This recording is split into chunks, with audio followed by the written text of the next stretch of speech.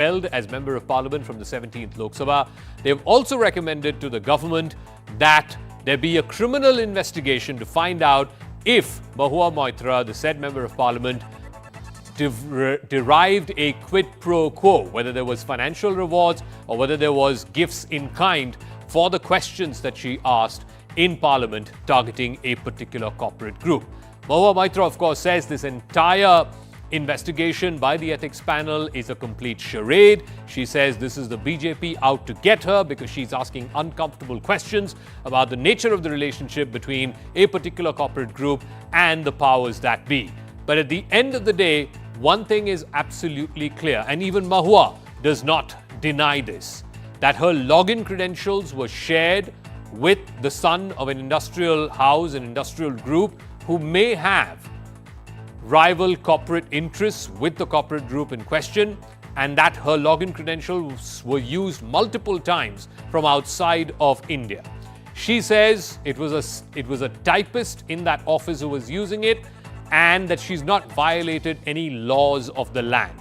But ultimately, net, this is what it boils down to, that Mahua Moitra's membership of Parliament has been recommended by the ethics panel to be expelled, which means the report that has been now submitted to the Speaker will be put to a vote whenever the House reconvenes next, presumably the first or the second day of the winter session. And if that vote passes by a simple majority, then Mahua Moitra ceases to remain a Member of Parliament. But first, what the ethics panel found and what Mahua's defense is to that.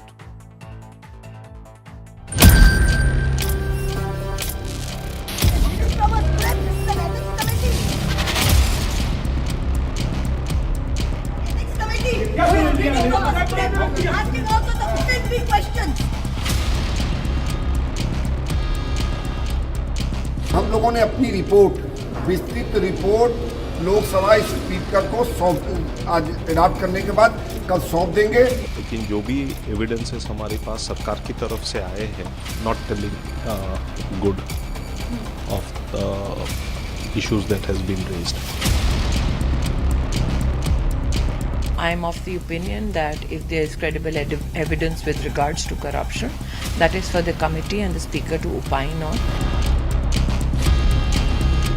मुझे लगता है कि Mahua Moitra is competent enough to fight a battle on her own. Ethics committee का chairman उन्हीं का है, CBI उन्हीं का है, जिसको जो चाहे वो कर सकते हैं।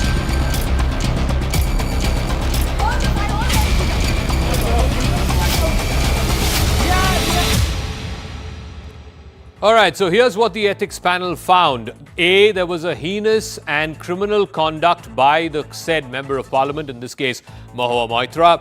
What the panel has recommended is that the Lok Sabha expels Mahua Moitra as a Member of Parliament of the 17th Lok Sabha. Also, what the panel has found, that she shared her login credentials as a Member of Parliament with unauthorized persons. Not just unauthorized persons, but in this case, a person who may or may not have a direct conflict of interest with the corporate house that she was alleging had sort of close links with the powers that be. Also, what the panel has recommended is that the misdemeanors therein call for a severe punishment, and therefore they are recommending an investigating authority to get to the bottom of it. Also, what the panel found, that there was unethical conduct by acceptance of money and gifts by the Member of Parliament. What the panel has recommended is that there be a legal and an institutional inquiry by any Government of India agency as the need is so determined. Now, what the panel also found is that there was a money trail between Mahua Moitra and Darshan Hiranandani, who is the scion of this corporate group, who, like I said, may or may not have a direct conflict of interest with the Adani group, who she had been railing and ranting against. The panel has also recommended that the government should probe by way of any competent investigating agency whether there was a quid pro quo by way of financial rewards or even gifts in kind. So that brings us to the next question. What is next for Mahua Moitra? What are the next steps in this legal process? The ethics panel now has tabled that report. The panel has adopted that report. the next step is to give these reports, this recommendation to the Lok Sabha Speaker. Once it's given to the Lok Sabha Speaker, then he brings forth a motion on the first day of the winter session of Parliament, which is the next session of Parliament due to begin in the first week of December. Mahua Moitra, of course, has the right to challenge the expulsion recommendation that's been made by the ethics panel. She can go to court and say that this is unfair in law. Once the report is tabled in the House by the Speaker, the government will then set up an institutional inquiry, whether that's a CBI inquiry or a CVC or any other competent investigating agency that the government so deems fit. Now, once that inquiry comes to a conclusion and once this vote passes by simple majority, which is 50% in the Lok Sabha, and the BJP has overwhelming numbers in the Lok Sabha, then Mahua Moitra will cease to remain as a member of Parliament. All right, in the face of all of this, Mahua Moitra has refused to back down. She maintains that this is a hatchet job. In fact, she's tweeted out hitting back at the BJP, and this is part of our Motorola India's Best 5G Smartphone Brands tweet of the day. Hello, Moto. All right, this is what she has tweeted. Shaking in my skin to know the BJP is planning criminal cases against me. Welcome them. Only know that the CBI and the ED need to file FIR against Adani for the 1,30,000 crore coal scam before they question how many pairs of shoes I have. So, let's get to our big debate tonight as Mahua Moitra faces expulsion as Member of Parliament. Has the line been drawn now for impropriety in public office? Hello, Moto. Joining us on the talking point, Sanju Verma is national spokesperson of the BJP. Riju Datta is spokesperson of the Trinamool Congress. Nalin Mehta, author and columnist, joining us, and Tausif Ahmed Khan, advocate and political analyst. Sanju Verma, Mahua's contention is that she has not broken the law of the land. She's asking what sections of the IPC, what sections of the CRPC has she violated. So how can the ethics panel come to a conclusion that she has to be expelled as a member of Parliament when the case is only at best for breach of ethics and impropriety? You know, Zaka, first and foremost, let's be very clear that the Ethics Committee came into existence way back in 1997, and the powers of the Ethics Committee are publicly documented. So Mahua Moitra, can go and look up the rules before howling, screaming, ranting and screeching her lungs out. Point number two, I am surprised, but I am not, shocked, because this is par for the course. Mahua Moitra expects the whole world to believe when she makes reckless allegations at Adani. But when she's in the dock, when wo katghade mein khadi hain, so Mahua Moitra says, submit the proof. So here is the proof. Point number one. You are not supposed to disclose what is going to be in public domain maybe 48 hours hence or 24 hours hence or 1 week hence prior to it becoming public knowledge, especially when it is with respect to key bills that are likely to be tabled in the House. And the reason I say this is because something which no journalist seems, and with no offense to you, Zaka, something which no journalist seems to have asked Mahua Moitra about. Mahua Moitra is a member of the Parliamentary Standing Committee on Information Technology. Mahua Moitra is a member of the Joint Committee on Personal Data Protection Bill. Mahua Moitra is a member of the Consultative Committee of the Ministry of Health and Family Welfare. And Darshan Hiranandani, besides having investments on a large scale in real estate, is very heavily invested in India's information technology space. So point number one, Mahua Moitra, by virtue of being a member of the Parliamentary Standing Committee on IT, had access to what the discussion with respect to key IT related bills were going to be in the Parliament, maybe 1 week prior to those becoming public, maybe 24 hours before those bills were going to be public, and to share that information with a businessman based out of Dubai and then claim, "Mujhe to pata hi nahi tha, maybe he logged in, or maybe some secretarial staff logged in." So we went into the details of this. When I say we, I mean the Ethics Committee. Yeah. And why I said we, because everybody says, oh, Ethics Committee to BJP ki hai, which is false, but I'll come to that later. The Ethics Committee found out that each time there is a login which is made into Mahua Moitra's account by Dinesh Hiranandani, and this was done on 49 occasions. First, there is a OTP which is generated. Yes. It is only after Mahua Moitra confirms the OTP and then gives it to Darshan Hiranandani that he finally accesses the Lok Sabha account of Miss Moitra, which means that Miss Moitra to now turn around and say maybe he logged in a couple of times, maybe 5 times or 2 times, maybe 49 times. What's the big deal? No, Miss Moitra. Each of the 49 times you got an OTP. Each of the 49 times you brazenly and shamelessly shared the OTP with Darshan Hiranandani, and today you are hiding under the cover of misogyny, you are hiding under the woman card which you are playing out brazenly, but nobody is buying it. And last but not the least, okay, Zaka, I believe that, we all have personal lives, but I also believe that when you are a public personality,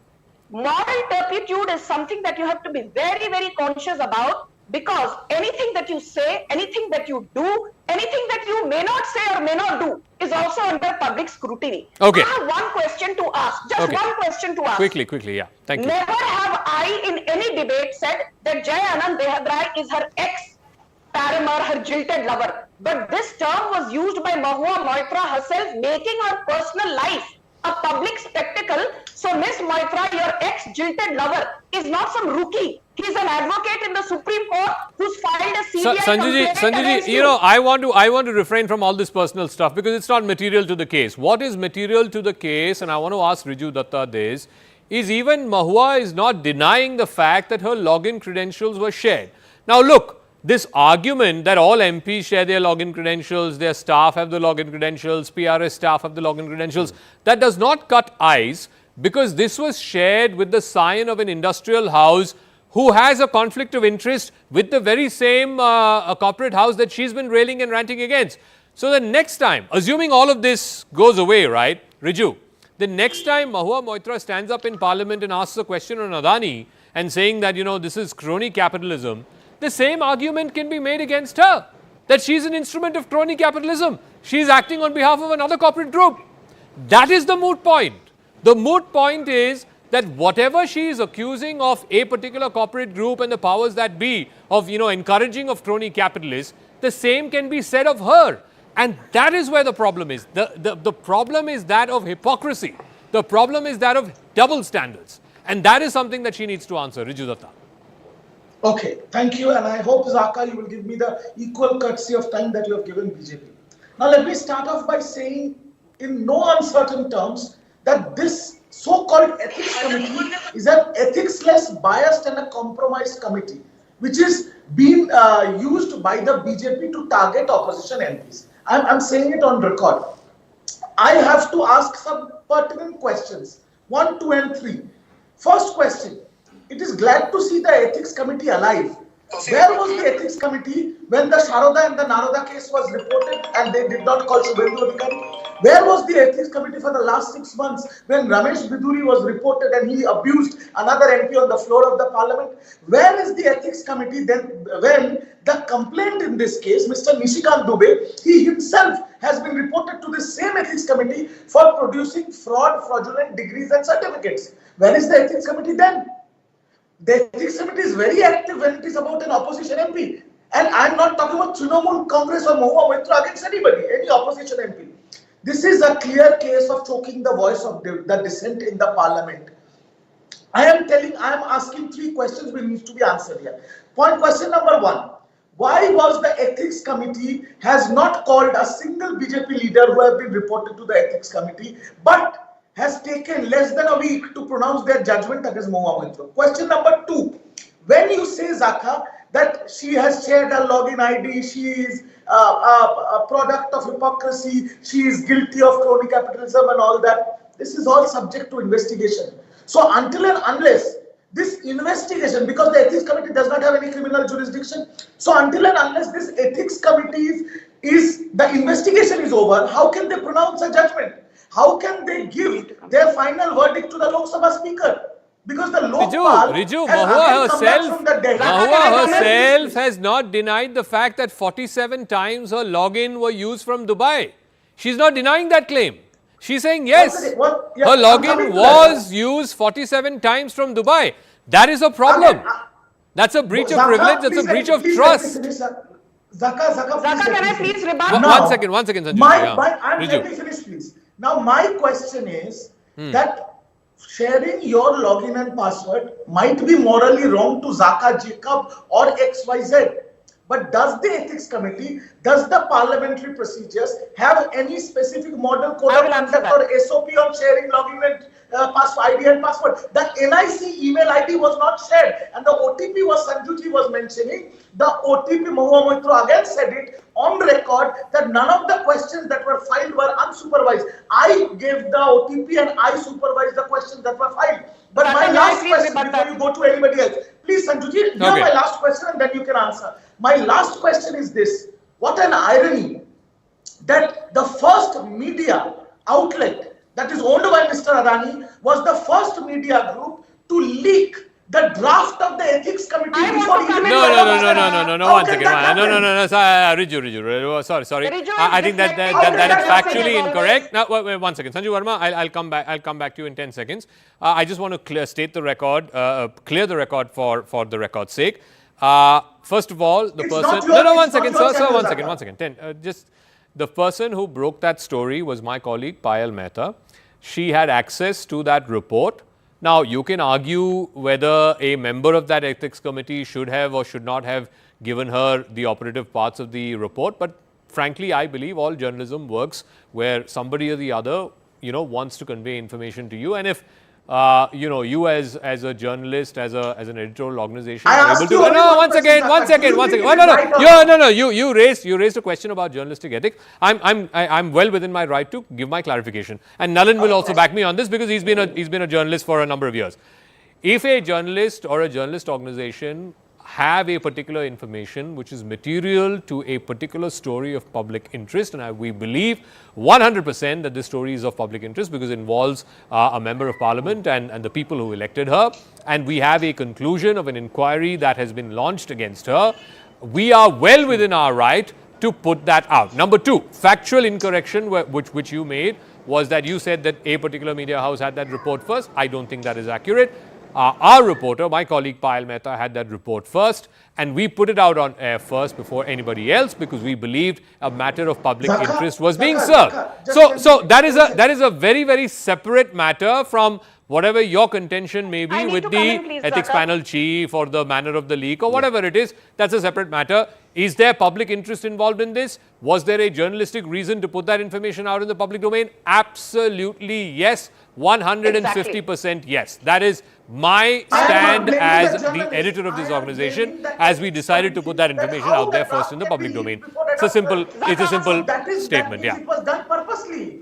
No, it was not done purposely. It was not done purposely. Had this been Riju Datta, any other member of parliament, member of the BJP, member of the TMC, member of the BSP, member of the Congress party, if public interest was served by putting that information out, we would have done it. Trust me, as the editor of this channel, I can vouch for that, and I'm saying that on national television. But Sanju Verma, 30 seconds to rebut what he's saying, and I want to go to Nalin after this. Yeah, please. Zaka, your debates are the sanest. And Riju is usually a very well-informed person.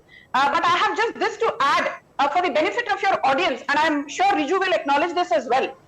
People say that why ethics committee is taking a call to expel her or recommending the needful. So please go and educate yourself.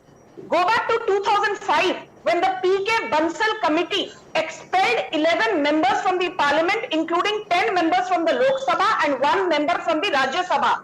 And out of these 11 members, 6 members were from the BJP. And that time there was not even a notarized affidavit. Like Darshan Hirnandani has provided in the case of Mahua Moitra, a notarized affidavit has legal sanctity. The BJP leaders in 2005 were expelled on the basis of a sting operation.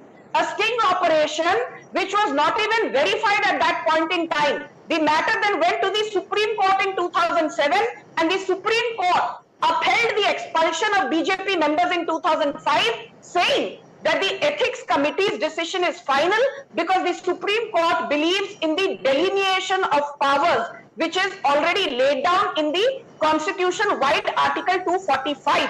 So the Supreme Court tak yadi ye matter gaya bhi, under Article 245 of the Constitution, the executive, the legislature and the judiciary, their powers are very well demarcated. So Mahua Moitra's end game is... So let me ask Nalin Mehta, because I've been hearing this time and again, you know, that media should not have put out this information, that this was a leak, this was a concerted leak, so on and so forth.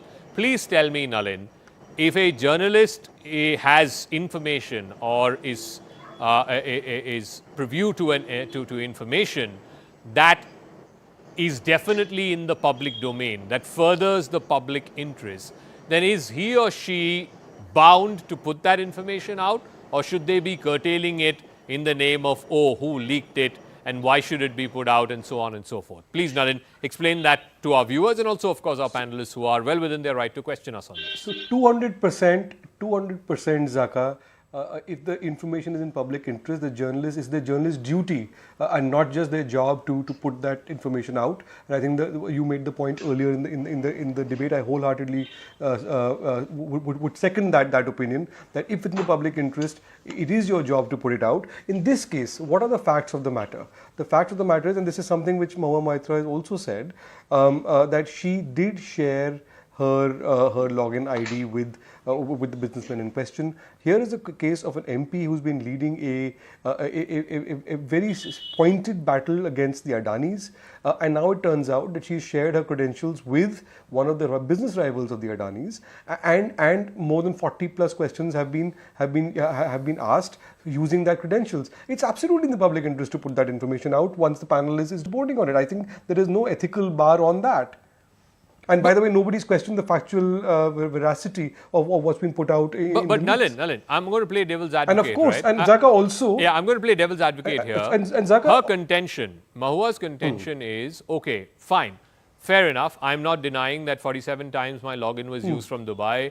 47 times it was done by the sign of a rival corporate group who may or may not have a conflict of interest with the corporate group that she's been railing and ranting against. Her contention is, please tell me which section of the IPC I have broken, which section of the CRPC I have broken, because her entire contention is, what is the criminality here? What crime has she done? She may have violated parliamentary procedure, rules of parliamentary procedure. That's not a crime. So Zaka, Mahua Moitra has also made the point that many people share their email IDs and so on, yes, the secretaries and so on. I think it's very important in this case. This is not a secretary or somebody in the office who has access to your email, to your password and so on for easing your day-to-day business. This is a businessman who is an interested party living overseas, and who is a business rival of somebody you are leading a crusade against. I think the optics of this are really bad. I mean, if I am going to take on a rival channel or something, I'm not going to share. I mean, I might have people who work with me who might share my ID with just for secretarial work, but not with business rivals when you're leading crusade against somebody. I think this is absolutely ethically a big question mark. It raises serious questions about the intent behind the crusade, number one.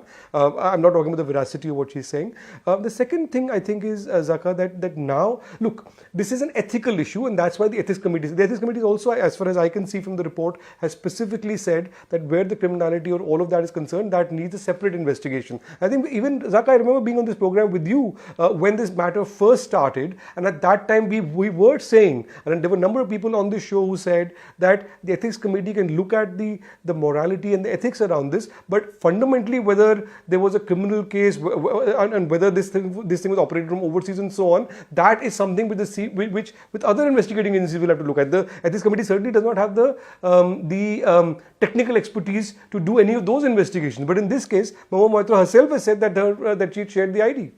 So let me ask Tausif Ahmed Khan. So one is the impropriety, and I don't think anybody in this panel has any two opinions about it. Yes, there was impropriety, the fact that she shared her login credentials. was in violation of parliamentary procedure. And like Nalin very beautifully explained, it's not just that she shared the login credentials with, secretarial staff or PRS staff or ADR staff. She shared it with a corporate house, the sign of a corporate house, who has rival corporate interests against the group that she's been railing and ranting against. Now, the point is, for that impropriety, if 10 years ago or 15 years ago, certain MPs cutting across party lines were expelled by the Lok Sabha because they asked questions in lieu of financial or non-financial rewards, then the same yardstick should apply to Mahua Moitra. That questions were asked, those questions were given using her login credentials by the member of a rival corporate group. Surely that is a violation of ethics. That's a breach of trust of the voters of Krishnanagar who voted her to power. So therefore, she's guilty of impropriety. She's guilty of breach of ethics. Zaka, very two important point you have raised, and the other panel and other panelist was talking about. One, unauthorized login, and two, colluding with the rival business person. Now, whether there is an unauthorized login, you have to really go a little deeper into it. First is, where are the written rules? If the rules are there. If the rules are not there, then we have to again apply a different yardstick. And Mahua Moitra at all time has said that I have authorized every login because every time a login is made, I receive a OTP on my SMS and therefore I authorize it. So it is a very strong argument. Secondly, she says that it is under my supervision. I know who is logging and what that person is doing. And she has said that that person is merely typing the question. So really, we cannot just on the basis of the no, but fact that person is not just any other person. That person is the member of a rival corporate group. There's a conflict of interest there. Yes. Now, second point. What is the yardstick of judging that someone is a rival business corporate, or not? You see, every corporate, and you know this very well, every company registered with the ROC has listed all the business that they intend to do business in all sectors, all field, all industry. So how do you judge whether one person is rival or not? You judge that by picking up the particular case. Here, if we want to say that a particular tender in which Adani is also participating and Hiranandani is also participating, and that tender, this is the particular case where we are accusing Mahua Moitra of helping one at the cost of the other. Then you can say that yes, they are business rival. But a blanket statement you can never say that because otherwise every corporate house is a rival of every other. Okay, so let Sanju Verma respond to that. Specifics is missing. Yeah, I think that's a fair point. As far as I know, I'm not a business journalist, but you know better than me, Sanjuji, that Hiranandanis are in the business of building flats. By and large, that's their primary business. Yes. The Adani group is not in the business of building flats. They are building airports and seaports and whatever else. So where is this conflict of interest that you're talking about? Zaka, I would like to focus on two words. Nalin used a very interesting term called very bad optics. I completely agree. And Tausif used another interesting term, the alleged collusion. He used the word colluding. I just have to say that, let us not try and torture, as they say, data and try and torture the ample proof in public domain to rationalize what Mahua Moitra did. Zaka, I have been in leadership roles. I was an associate director, a very senior position at JP Morgan. And, when there used to be big investment banking deals that used to be discussed between directors and the team members or big orders which came from overseas FIIs, every single person was supposed to keep either his telephone outside, or if he or she was speaking during market hours, it was only to be on a recorded line. You could not touch any phone which was not recorded officially by the JP Morgan official admin department. That was the level of compliance.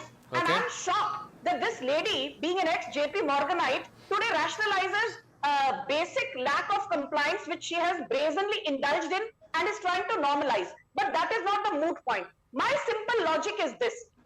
Does Ethics Committee have the criminal powers to expel her? Yes or no, that time will tell, but does Ethics Committee have the power to recommend for an expulsion?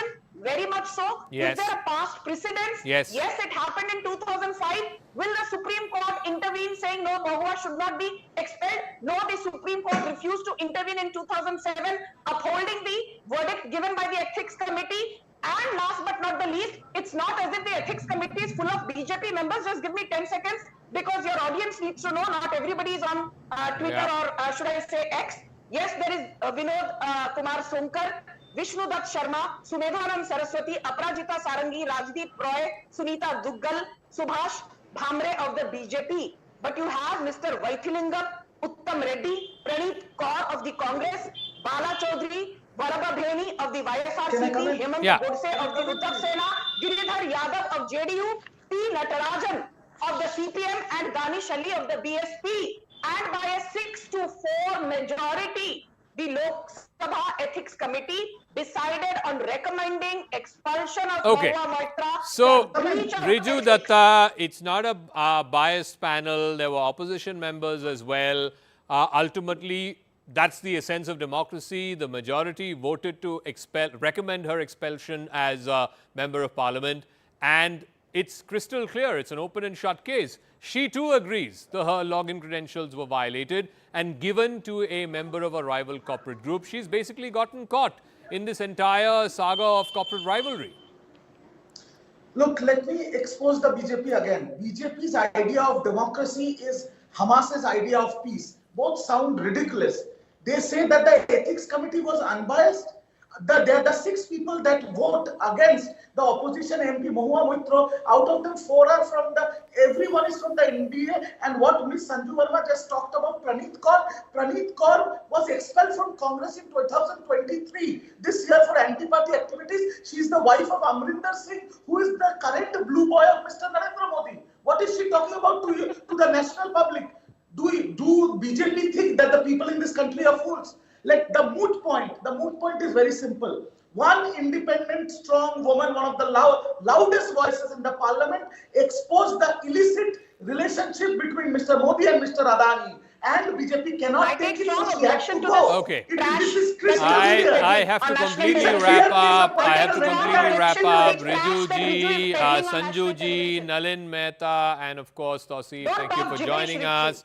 I leave it at this, that as far as the impropriety, the nature of impropriety of this case is concerned, yes, the ethics panel is well within its right, and this is the conclusion that they've come to. Of course, Mahua Moitra is well within her right to challenge that in a court of law, but more than impropriety, if there is illegality or criminality, that has to be further established that indeed she got favors either in financial form or in kind. That has to be proven by a criminal investigation for the questions that she asked in Parliament in lieu of those rewards. We'll see how that progresses. I'm now joined by BJP MP Rajdeep Roy, who's also a member of the ethics panel, who's voted for the expulsion of Mahua Moitra. Many opposition parties are calling this a witch hunt, no merit. How do you react to that, Mr. Roy? Submitted a almost 500-page report. It encompasses everything, including all aspects of the report given by the agencies and the department, specially asked to give an opinion on the issue. And based on all these, we have submitted our recommendation. I cannot give you the details of the report because it is the part of the ethics committee, which is now the property of the Lok Sabha Speaker. We can at least tell you or give you a hint that we have taken all these into cognizance. We have taken a serious note of the allegation made by Sri Nishikant Dubey, Honorable MP, against Ms. Mahua Moitra, Honorable MP. And we have come to the conclusion that these are serious offences.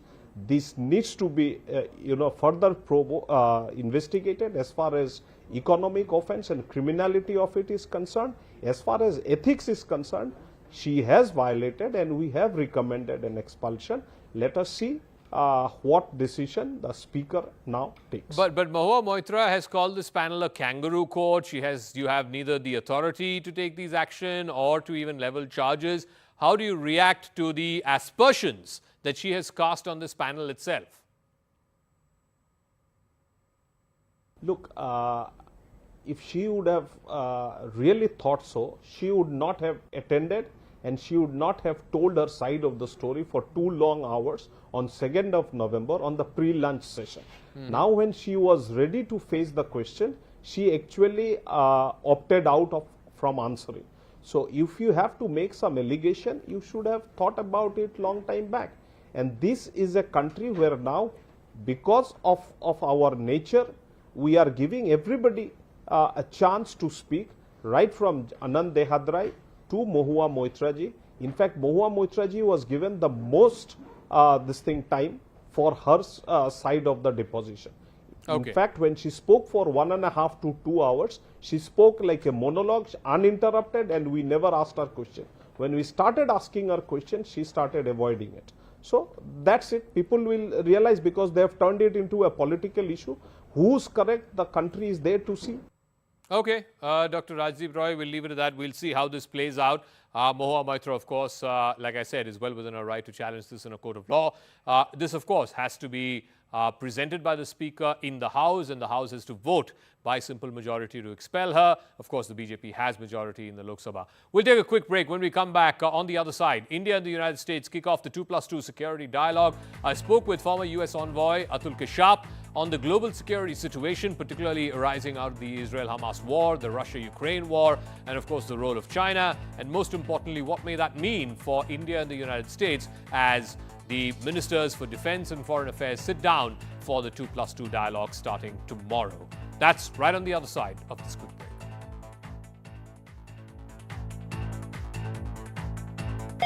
Hello, Moto.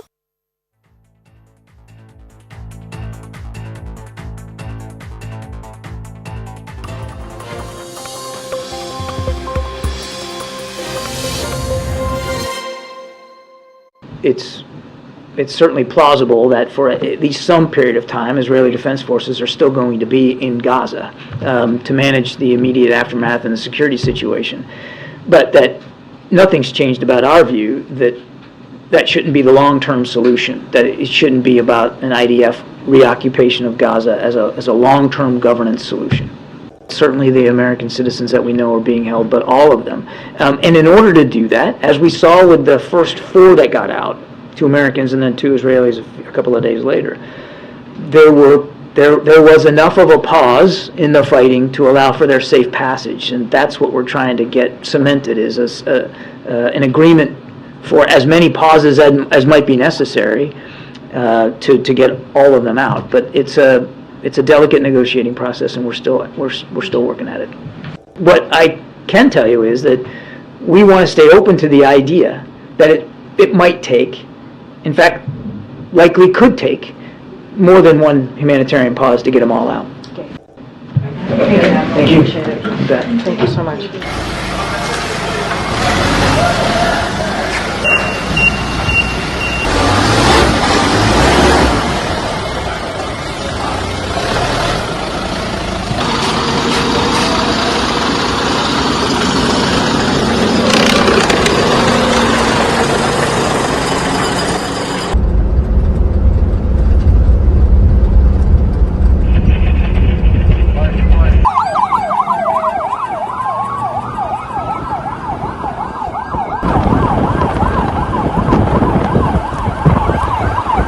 For a second day in the row, the International Committee of the Red Cross, the ICRC, was able to escort 6 ambulances out of Gaza City and to the Rafah crossing with Egypt, where I'm currently stood.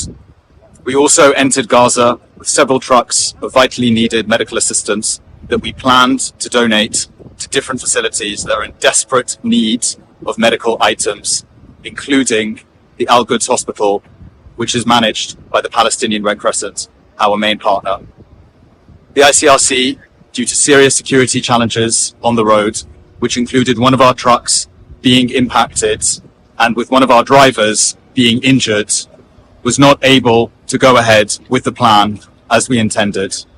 We were, however, still able to deliver the majority of the assistance that we had with us to one of the major hospitals within Gaza City, Al-Shifa.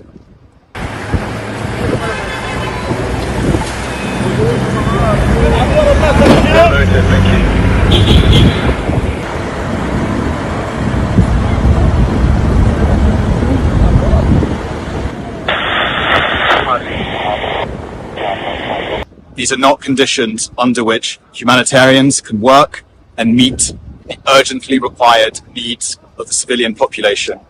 Humanitarians, hospitals, and civilians must be protected under international humanitarian law.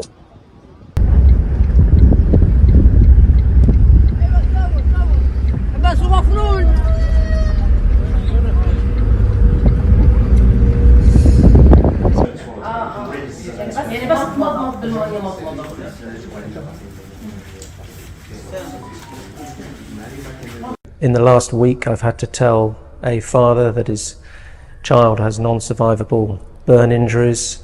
We've had to treat with the team patients, young children that have been pulled out of the rubble after 48 hours. Today, we had a patient in theatre for further surgery, extensive surgery she's already had, and had lost 2 children in the attack that wounded her. We're still getting patients every day with very significant injuries that are going to take a long time to heal. We're really running out of things now, dressings, particularly for the burns. We're running out of anaesthetic and analgesic drugs. The staff, both ourselves and the local staff here, are getting very worn out. The living conditions are very basic. There's not much food. Electricity cuts in the evening, difficult and irregular communications. But of course, this is nothing compared to what the people here in Gaza are suffering at this moment.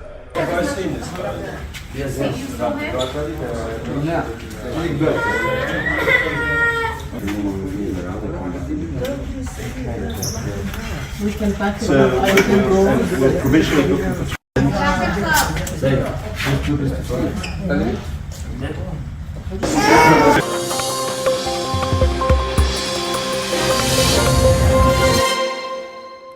All right, so the foreign and defense ministers of India and the United States, that's Dr. Jaishankar and Mr. Rajnath Singh, will sit down with their U.S. counterparts, Secretary of State Antony Blinken and Secretary of Defense Lloyd Austin, to try and assess the global situation as it stands right now. They will also take stock of the bilateral situation between India and the United States. But I suspect the Israel-Hamas war will consume a lot of their time, because both countries, strategic partners as they are, would want to take a converged position on where things stand between Israel and Hamas, the war in Gaza as it stands right now, and more importantly, where it's proceeding. Joining me now is a former U.S. envoy and now currently the head of the U.S.-India Business Council, Ambassador Atul Kashyap. Thank you very much, Ambassador, for speaking with us. A pleasure always for you to join us here on CNN News 18.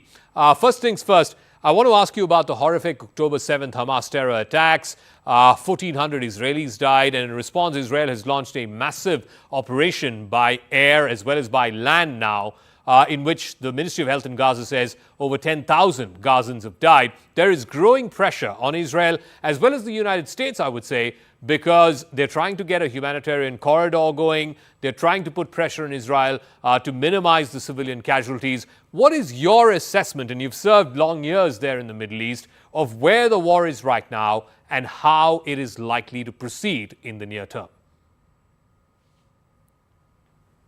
Well, I think it's very important to remember that terrorism is completely unacceptable in all of its various forms. There's just no justification for the senseless slaughter of innocent people of any religion, of any community, of any background. And that goes in every possible direction.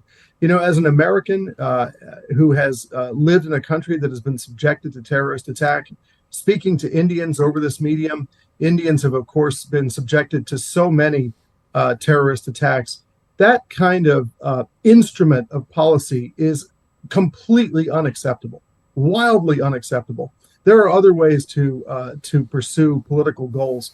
And so the other thing I think we have to recall is that the loss of life of innocent civilians on any side of a conflict is a tragedy. And so what's critically important is that all of the governments in the region try to limit the scope of what is happening. And I think that the U.S. government is certainly trying to play a very constructive role. You know, you look at Secretary Blinken, who's been in the region constantly, and his engagement with all of the various parties, you know, trying to stabilize this before it gets out of even the boundaries of where it is right now is extremely important. You know, one thing that I feel is that zones of instability are not only growing in this world and smoldering out of control, but they're actually coalescing. And it's making more and more of a challenge for pillars of stability, like the United States and India, in trying to limit the growing instability in our world. I do want to know your thoughts, and I'm curious to know, when the October 7th attacks happened, obviously the entire global public sympathy, as it were, was with Israel. As you'd expect, no one expects, terrorists to come in and behead babies and, rape women, take elderly and women and children as hostage. And even today, a month on, there are more than 200 hostages there. But as this conflict progresses and the civilian casualties in Gaza mount, there are now thousands of them. Half of them, apparently, of the 10,000 happen to be children. Where is that point? Where is that threshold, you believe, Ambassador Kashyap, that Israel sort of risks losing the moral high ground? And also from an American point of view, clearly the administration, at what point does the administration say, okay, we need to take a step back here and say, we need to put an end to the civilian casualties. Yes, Israel needs to do whatever it can in its power to try and secure itself, but that does not mean a license to kill indiscriminately. Where does that point arrive? So I spent a decade of my professional career as a diplomat working on the Middle East. And, we can get into a lot of history, but frankly, I am more worried about stability and the pillars of stability being able to work to fend off what I see as growing instability around the world. If you look at what's been happening in Syria, for instance, and Libya and Yemen, all countries that I worked on, these are areas of wide-ranging instability that have a destabilizing effect on the entire region. If you look at the world from the perspective of Washington, and certainly I think maybe from the perspective of Delhi, there is this worry that growing instability is coalescing. So look at how Washington and Delhi and Riyadh and Abu Dhabi and Jerusalem have all been working together to try to limit instability in that region, to try to create economic and infrastructure opportunities that would strengthen stability in a very destabilized region.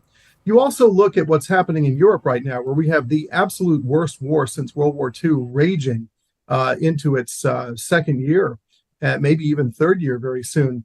And I think that when you look at the world from the perspective of Delhi or Washington, what you're looking for is partners who can buttress and enhance stability, because fires that rage out of control can also burn your own house at some point. And so for the great stable democratic powers, it's very important to work together at this point. The other thing, of course, is everybody's looking at the Indo-Pacific, and that's where the 2+2 focuses.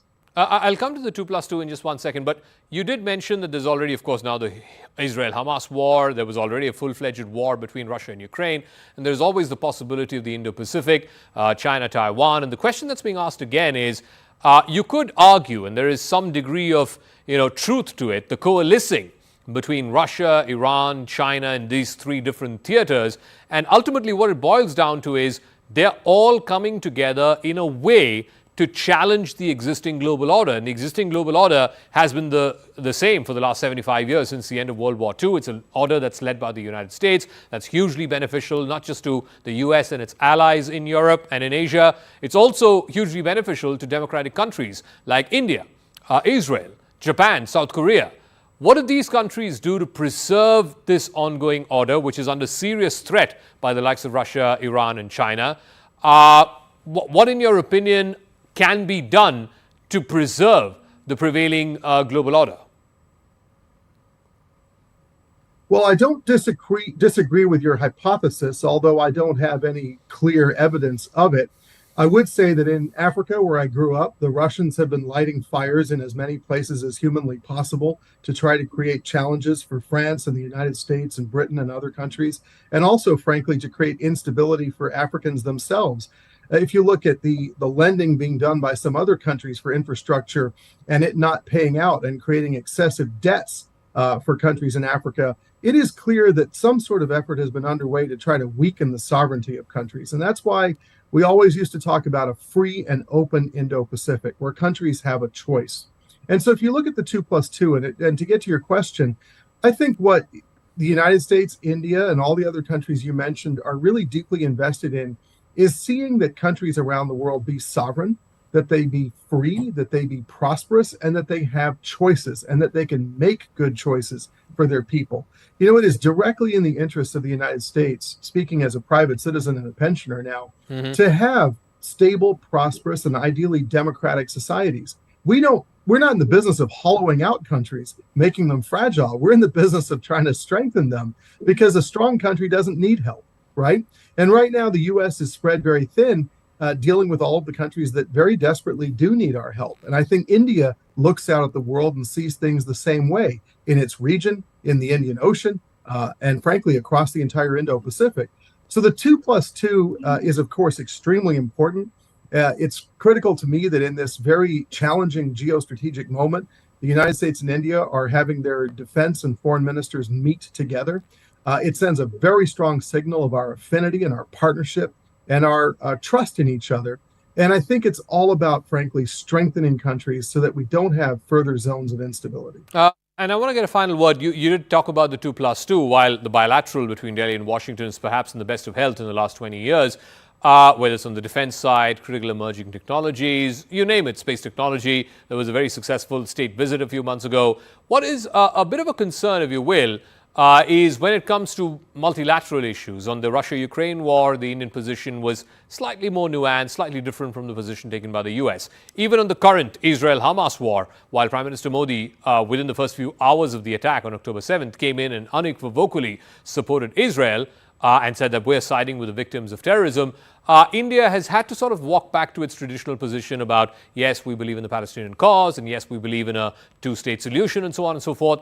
Do you see that, the difference in nuance when it comes to multilateral issues, sort of affecting the relationship? I actually agree with you that our bilateral relations between Delhi and Washington are as good as I've ever seen them in my life. And I think that is because not only of the natural affinity between our people and now our governments and the trust that we have since the pandemic, the rather significantly reinforced trust that we have since the pandemic and all of the terrible lessons that the pandemic taught us, but also because of rising concern about where the world is going, right? So there may be some areas of disagreement, but really the need we have for one another is going to transcend those. And I think that both governments have proven themselves very adroit over the past 2-3 years in sidestepping problems before they become real issues in the relationship, either by finding mutual understanding or mutual accommodation, or even, as very mature partners do, sometimes agreeing to disagree. All right. That's okay. Ambassador Atul Kashaf, as always, a pleasure speaking with you. Thank you very much, sir, for speaking with us here on Brass Tacks on CNN News 18. Thank you for your time. All right, so that is Ambassador Atul Kashaf giving you a ringside view of what to expect when the foreign and defense ministers of India and the United States sit down for their 2+2. That, of course, begins Friday morning, and we'll be right there covering it for you here on CNN News 18. In the meanwhile, if you've been tuned into Brass Tacks, from me, Zaka Jacob, and the rest of the team, thanks for your time. Good night.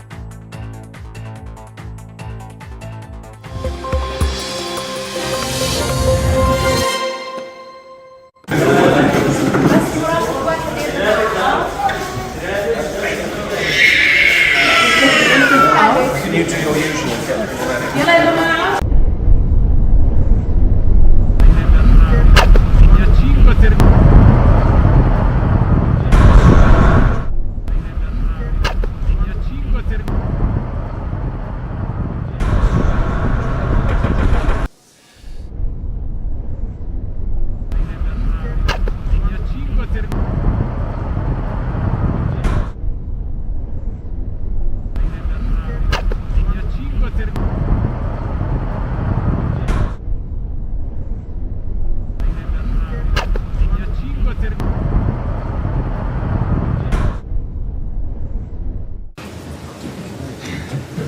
Good afternoon, everybody.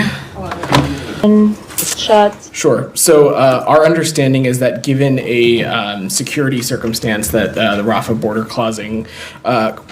crossing remains closed today, but this is something that we are continuing to work with in partnership with the government of Egypt and the government of Israel towards safe passage for more U.S. citizens, eligible family members, and lawful permanent residents to be able to exit. The number of American citizens LPRs and eligible individuals to have departed Gaza continues to be at more than 400. The number I provided up yesterday, I don't have any additional updates at this time.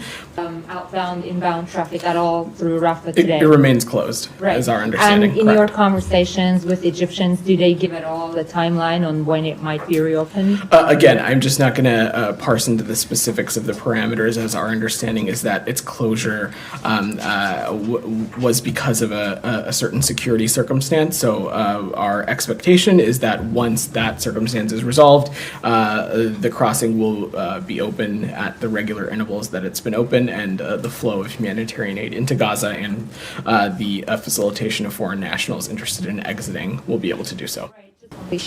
Military support to Israel, and is the U.S. still in the position of not drawing any red lines for Israel? What I can say, and this is not the first time that you've heard me, the Secretary, or Matt, or others say this, and dating back to October 7th, we have laid out in clear terms, and we have done so directly with our counterparts and our partners in the Israeli government, that there is a moral imperative, a strategic imperative, and a responsibility to distinguish between Hamas terrorists and Palestinian civilians in Gaza. And we'll continue to lay out that very clearly. And we have also raised directly that we believe that there are additional steps that can be taken by the Israeli government to ensure protection of civilians, and we'll be continuing to watch closely.